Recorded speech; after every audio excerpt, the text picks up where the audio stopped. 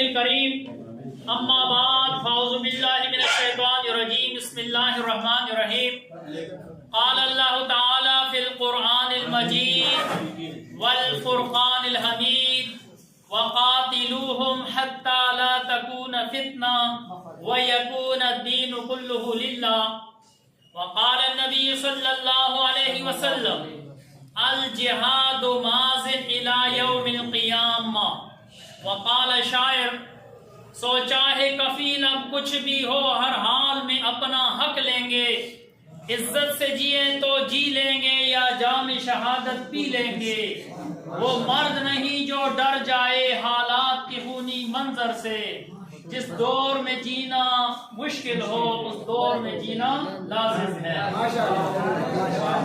آج ہمارا ٹاپک ہے جہاد۔ جہاد ارکان اسلام میں چھٹا رکن ہے، لیکن اس کی اہمیت اتنی زیادہ ہے کہ کبھی کبھی کلمہ طیبہ کے بعد جہاد کا نمبر آتا ہے۔ جہاد کا لغوی معنی ہے کوشش کرنا۔ جہاد کا لغوی معنی کیا ہے؟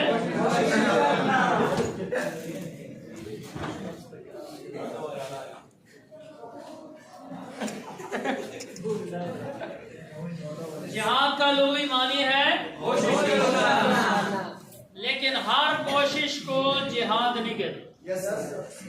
آج کل اس لفظ کا غلط استعمال ہو رہا ہے۔ بعض کہتے ہیں مچھروں کے خلاف جہاد، بیماریوں کے خلاف جہاد، جہالت کے خلاف جہاد، تو یہ جہاد کا غلط استعمال ہے۔ جہاد اسلام کی ایک ٹرمینالوجی ہے اور ہر کوشش کو جہاد نہیں کہتے۔ وہ کوشش جو دین کے حفاظت کے لیے ہو، وہ کوشش جو دین کو پھیلانے کے لیے ہو، وہ کوشش جو دین کے دفاع کے لیے ہو، تو اس کوشش کو کیا کہتے ہیں؟ جہاد۔ جہاد کے لیے قرآن میں ایک اور لفظ بھی استعمال ہوتا ہے، قتال۔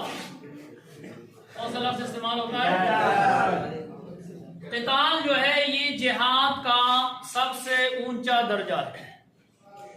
قتال جو ہے جہاد کا سب سے اونچا درجہ ہے۔ جہاد قرآن کی تقریباً 273 آیات سے ثابت ہے۔ کم و بیش کتنی آیات سے؟ 273۔ پھر جہاد پر مستقل سورتیں ہیں، مثلا سورۃ الانفال ہے، سورۃ توبہ ہے، سورۃ محمد ہے، اس طرح اور بھی صورتیں ہیں مستقل جہاد پہ۔ باقاعدہ بخاری میں باب ہے جہاد پہ۔ نبی کریم صلی اللہ علیہ وسلم نے اپنی زندگی میں کم و بیش 28 غزوات میں خود حصہ لیا۔ کتنے؟ 28 غزوات میں خود حصہ لیا، اور تقریباً 53 غزوات میں باقی صحابہ کو کمانڈر بنا کر بھیجا۔ تو جس جہاد میں نبی علیہ السلام نے خود شرکت کی ہو اس کو غزوہ کہتے ہیں، اور جس جہاد میں نبی کریم صلی اللہ علیہ وسلم نے کسی صحابی کو کمانڈر بنا کر بھیجا ہو اس کو سریہ کہتے ہیں۔ اس کو کیا کہتے ہیں؟ سریہ۔ تو غزوات اور سریہ ان کو ملا کر تقریباً 81 جنگیں بنتی ہیں۔ نبی علیہ السلام نے اپنی مدنی دور میں 10 سالہ دور میں کتنی جنگیں لڑی ہیں؟ کتنی جنگیں لڑی ہیں؟ تو اس سے یہ ثابت ہوا کہ اگر صرف تبلیغ پہ اسلام پھیلتا تو نبی علیہ السلام سے بڑے مبلغ دنیا میں کوئی نہیں تھے، لیکن نبی علیہ الصلوۃ والسلام نے تلوار اٹھائی ہے، صحابہ کرام نے تلوار اٹھائی ہے، نبی علیہ السلام نے اس راستے میں اپنے دانت مبارک شہید کیے ہیں، صحابہ کرام نے اس راستے میں اپنی جان کی قربانیاں پیش کی ہیں۔ تو یہ دین ویسے نہیں پھیلا، اس کے پیچھے قربانیاں ہیں، اس کے لیے خون بہایا گیا ہے، تب جا کر آج جو دین کی بہار آپ پوری دنیا میں دیکھ رہے ہیں، اس کے پیچھے جہاد کی برکت سے قربانیاں ہیں۔ تو اس لیے صلاح الدین ایوبی کہتے تھے کہ میں یہ نہیں جانتا کہ اسلام تلوار سے پھیلا ہے یا قلم سے پھیلا ہے، لیکن اسلام کی دفاع کے لیے میں تلوار کو استعمال کرنا ضروری سمجھتا ہوں کہ تلوار کے بغیر اسلام کا دفاع نہیں ہو سکتا۔ اس لیے جہاد کی دو بڑی بڑی اقسام ہیں، ایک کو کہتے ہیں فرض عین اور دوسرے کو کہتے ہیں فرض کفایہ۔ فرض عین جہاد کون سا ہوتا ہے؟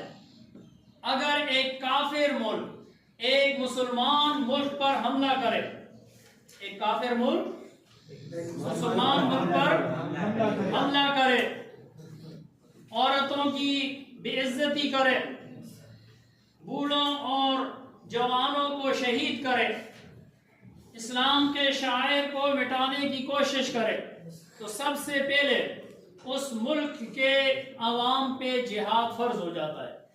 اگر وہ دفاع نہ کر سکیں تو پھر پڑوسی ممالک کے لوگوں پہ جہاد فرض ہو جاتا ہے۔ فرض کی صورت میں